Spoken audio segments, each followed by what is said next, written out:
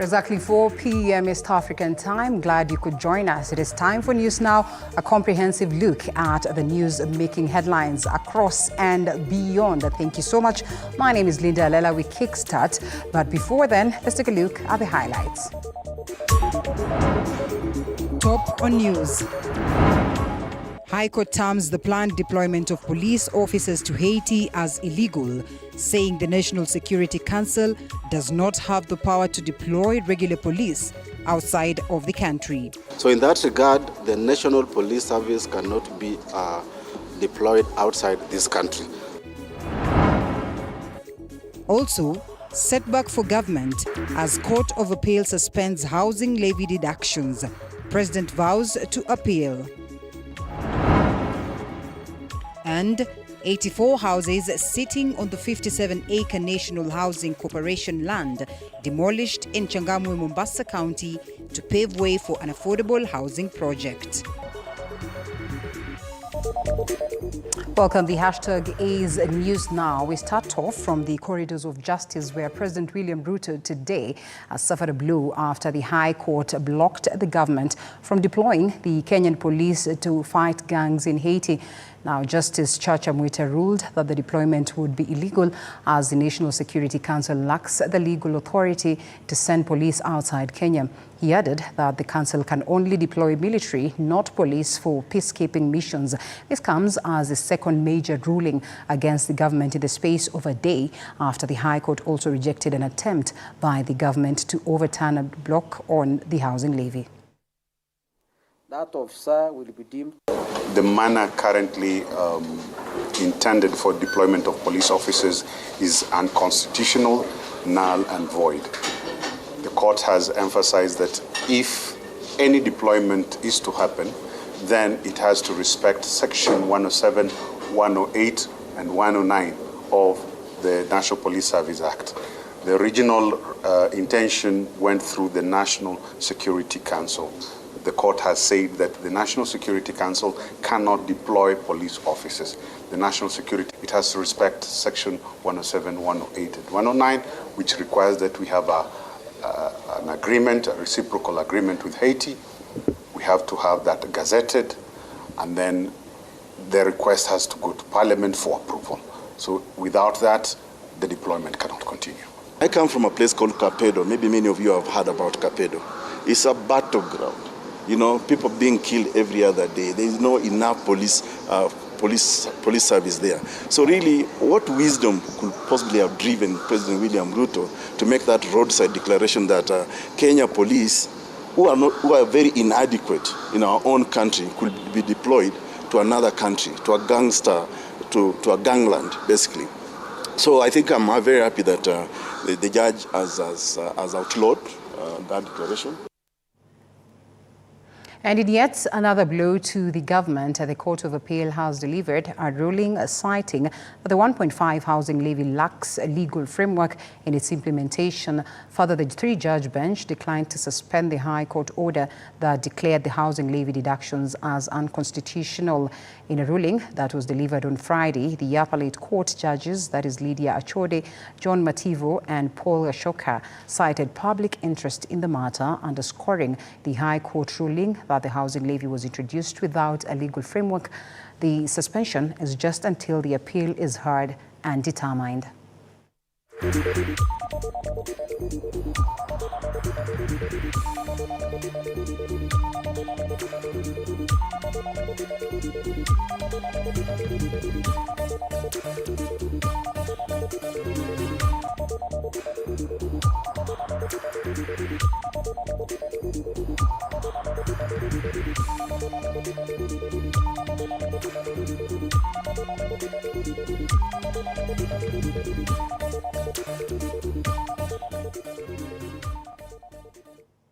Well, sticking to the same matter, President William Ruto has once again emphasized that his administration's affordable housing program will go on as planned, despite the Court of Appeal's Friday decision, which upheld a High Court order declaring the housing levy unconstitutional. Speaking in Meru County on Friday, Ruto has insisted that despite the ruling, the program has received immense public support to proceed with the housing programs he says will create thousands of jobs for Kenyan youth, likening the purported public support to receiving a directive from God.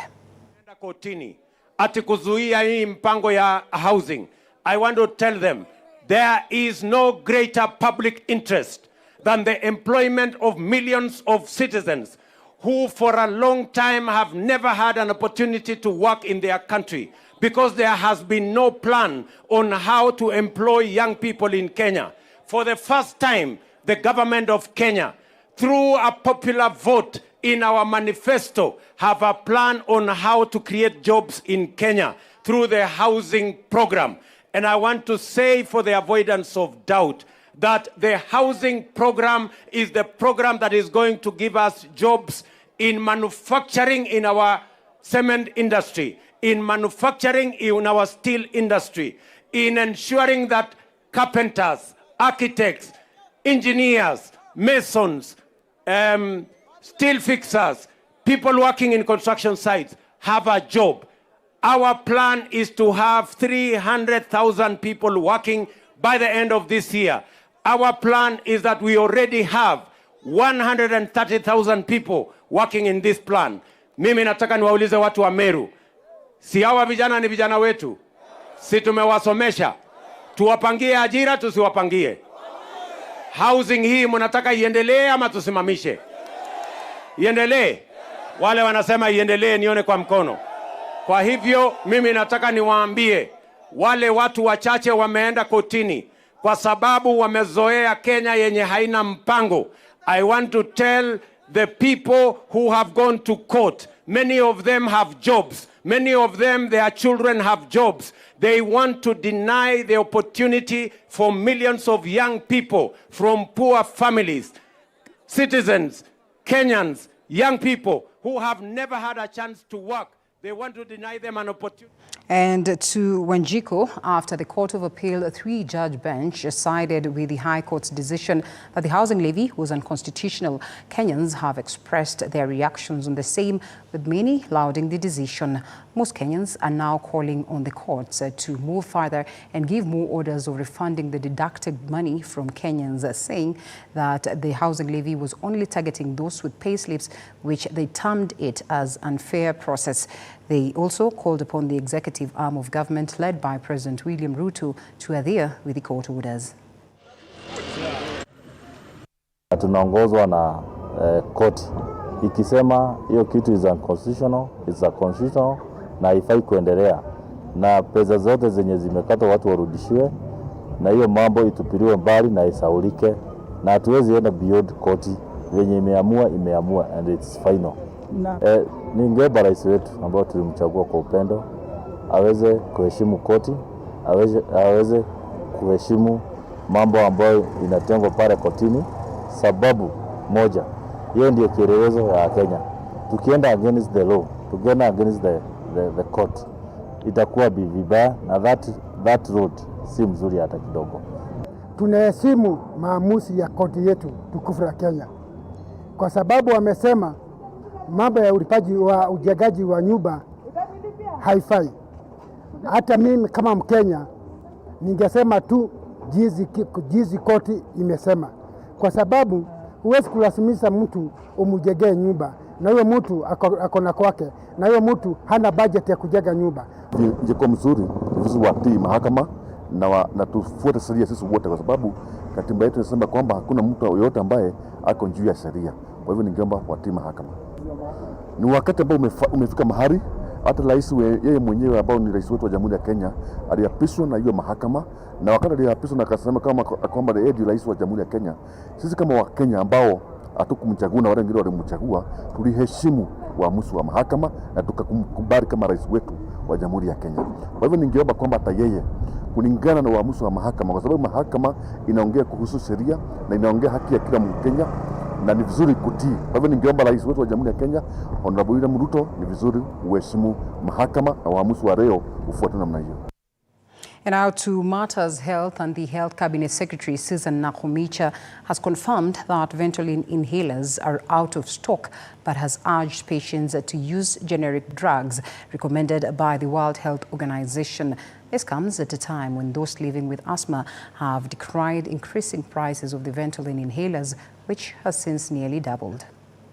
What I have read on social media is that Ventolin is out of stock. Last night, I went to a chemist to check whether Ventolin is there or is out of stock, and I confirmed that Ventolin is out of stock. However, Ventolin is a brand name. That is the original that was manufactured by GlaxoSmithKline. There are others that we call generic drugs, and WHO recommends that even as you prescribe medicine with a generic name, which is salbutamol. If you go to a chemist, you ask for Ventolin is out of stock, please ask them what is the alternative that you have. They will have another salbutamol inhaler that then they should be able to give you. At KEMSA, we have salbutamol inhaler, which then goes to public facilities. So I'm not sure what private facilities are doing, but good practice is that they should have the alternative, which is salbutamol inhaler, and it is available in the market. Our dream, the way we buy things online, that you're in your house and you order for something from Amazon and it is delivered to your doorstep by FedEx or DHL. That is our dream. That facilities should be able to order from KEMSA, KEMSA being the Amazon, and the supplies are delivered to the facility. That is where we project to go. The highly anticipated judgment of former television news anchor Jackie Maribe and Joseph Irungu, commonly known as Joey, accused of murdering businesswoman Monica Kimani, has been postponed to March the 15th, 2024. The court's decision was expected on Friday, January the 26th, but Lady Justice Grace Nzioka pushed it to the new date after Maribe failed to appear in court because she was sick. Maribe's lawyer, led by Katwa Kigen, informed the court that she fell ill on Friday morning and was unable to attend the physical court proceedings. I had over 2,000 handwritten pages, and I had over 500 typed proceedings, and I have read them from page 1 to page 500. And I want you to go and check the correctness of your statement, because I can tell you from where I sit without those proceedings, there is even a time your client traveled to Uganda. Does anyone remember? And sought for time. And there's also a time she was unwell. We are not condemning her, but I needed to correct that. That is not correct that from the time this case started in 2018, it has never been adjourned because of unavailability of the second accused person. Please take your seat. We are not condemning you. I was just correcting that position, and is supported by the proceedings. And the second reason why I'm saying this is because I'm sure, and especially the media, that we all know probably one or two things happened after the last adjournment. And so it just explains the anxiety the parties have to have this judgment delivered. And in fact, appreciating that anxiety, I can tell you, is taken me nothing less than the entire time from the time we left this court to today. I'll not tell you up to what time I did proofreading of this judgment, but I saw the following day of the other day. So I am saying that I appreciate, I understand the anxiety the parties have. It's well-founded. And so as we concede to adjournment today, please let's take time and make our respective clients appreciate the reason for that adjournment. As the transition from National Health Insurance Fund to Social Health Insurance Fund gains momentum, Kenyans will be required to apply to the Social Health Authority within 90 days after the implementation of the regulations. And according to the Ministry of Health, the Social Health Authority will be digitized to prevent fraud while ensuring equity in the provision of healthcare through the collective contributions. In this regard, there will be about 2% penalty on the default period. Those traveling into Kenya shall be required to as well possess a travel health insurance cover, which will cover the traveler's entire stay in the country. The problem usually exists. The policy solutions are usually there, but the political arm usually has to merge with this, and there has to be confluence of those two streams for us to be able to get a solution. And this is that time in our history. So, first of all, there was the issue of out-of-pocket expenditure. Insurance penetration in our country is extremely low. Most people are paying for healthcare out of pocket. You've got limited access to healthcare services. Those kind of problems are what led people to think and say, how can we come up with solutions to have a healthcare system that we can re-engineer and be able to deliver universal health coverage, which is the ultimate goal in terms of what we want to achieve for this country. And then the authority shall, upon the examination of that application, register the applicant as a member of the fund, the Social Health Insurance Fund, and assign to each beneficiary that had been listed under the application form a social health insurance number. And then a beneficiary is now expected to provide biometric data after registration. Under Social Health Authority and under UHC, we are having what we call primary care networks, where we are putting facilities together, be it a public facility, a private facility, or a faith-based facility, for the purpose of them providing service to Kenyans. So the SHA card will not discriminate. You can access services in facilities so long as they have been empaneled by SHA. About the 2.75%, that is our proposal. And that's why I said, for us as the ministry, public participation is not a PR exercise. If Kenyans think that there should be a cap, they should tell us, and tell us how much to cap at. But we have done our workings, and for us as a ministry, we are proposing 2.75%. Is this an issue of the rich paying for the poor? Not exactly. If you look at the current NHIF model, it is the people who are earning less that pay more. Now, Principal Secretary in the Ministry of Gender, Anne Wangombe, today attended a youth knowledge sharing workshop campaigning against FGM in the specific counties. According to data from KDHS for 2022, about 15% of women and girls have been circumcised in the country. And according to the youth, this puts forth the need to continue with the war against this tradition that has escalated in some communities in the country.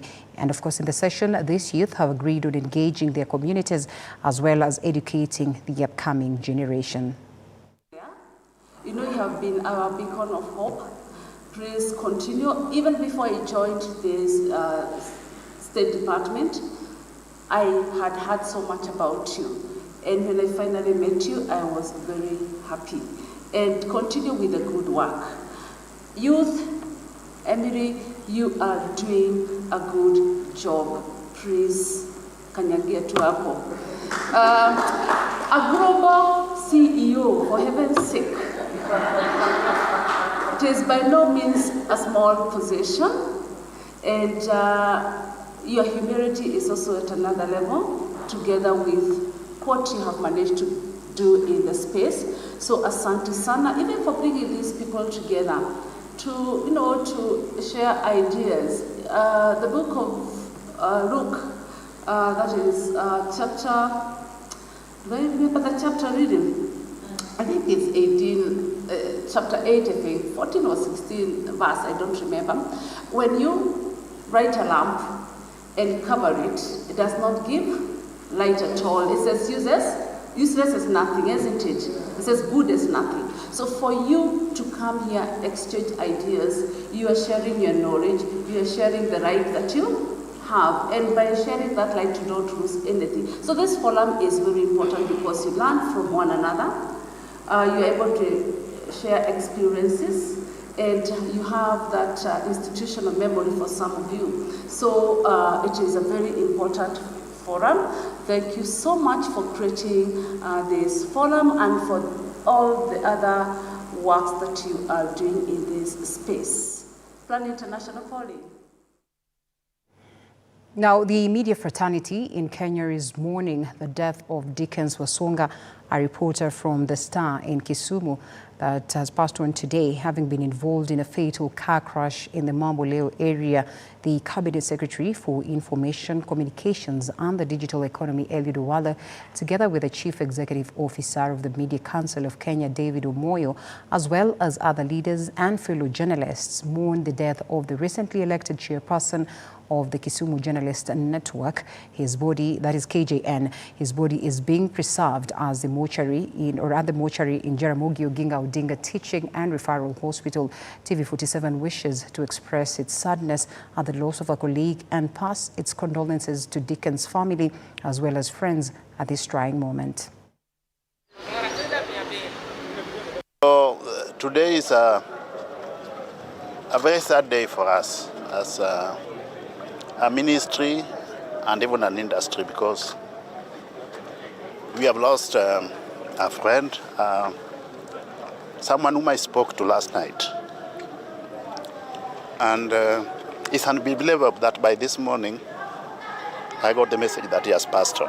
So I want to take this opportunity to pass my message of condolences to the family, the entire media fraternity, and his friends and relatives within Kisumu and beyond. Dickens was the chairperson of the Kisumu Journalist Network. Actually, he had booked an appointment to come to offices on Tuesday to come and introduce the new office holders. So we send our condolences to the media fraternity and wish the family courage during this difficult time. We will try our best to support the family and all the members of the local journalist fraternity during this difficult time. Well, may Dickens' soul rest in love. And Mining Cabinet Secretary Salim Vuria has ordered a Chinese investor to immediately halt the processing of mining diatomite at Chemolingot until the factory is relocated to Katikit, the site of the mining activity. The CS cited the illegality of setting up such factories near learning institutions due to the potential disruption it causes. Local leaders, including Governors Benjamin Chiboi, Tiati Member of Parliament William Kamkat, and Riboko, that is MCA Daniel Tuit, applauded the decision, emphasizing the potential for job creation and regional development that a relocated factory in Katikit could bring. The diatomite deposits are located in Katikit within Tiati and in Kaburion within Baringo North. In this county, for example, we have an investor in Baringo North called Zengwei, who have not been following all the compliance expectations related to prospecting licensing. So as a result of that, we will immediately embark on suspending the operations until they are able to follow the requisite procedure.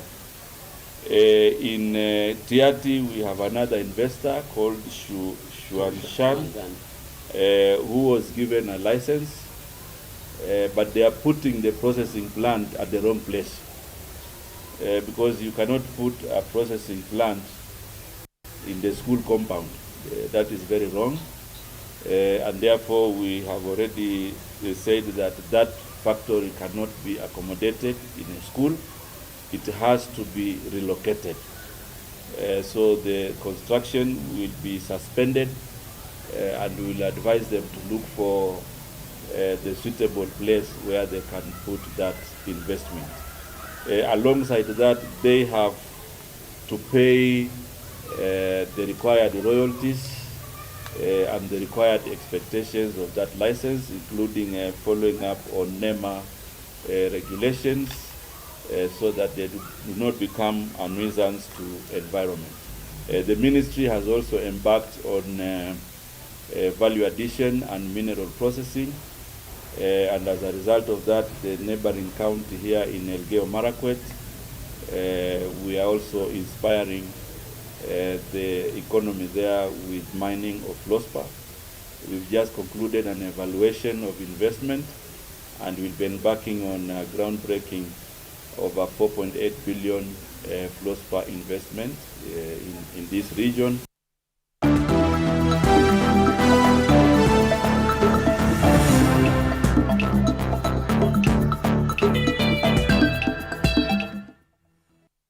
And in sports, we start off with this story. The 2024 FKF Women's Cup draw was conducted today in Nairobi. 22 teams participated in the draw, comprising of 8 top-flight league clubs, 4 Super League clubs, 6 Division 1 teams, and 4 regional and county teams. The teams were divided in 2 pots. Pot A had the highest-ranked teams, while Pot B consisted of the lower-ranked sides. The first 12 teams draw were allocated to the preliminary stage, while the remaining 10 secured automatic entry into the round of 16. The preliminary round features Nairobi Starlets versus Royal Starlets, and TUK Ravens versus Ulinzi Starlets, Milima Queens versus Gospel Women, and YS Queens versus Nakuru City Queens, and Makolandas Women versus Kisperd, and Embu Queens versus Kenya Police Bullets. This round will be played on April the 6th and the 7th. Tulikuwa tunataka feel from the beginning, so ni poa that tumefall kwa preliminaries. Yeah. Team ni same, spirit ni same, girls watapush. Tuna go for each and every game that tuna get. So vile umesema tumeignite fire tayari. I think juu team imegel, tusha blend, tuko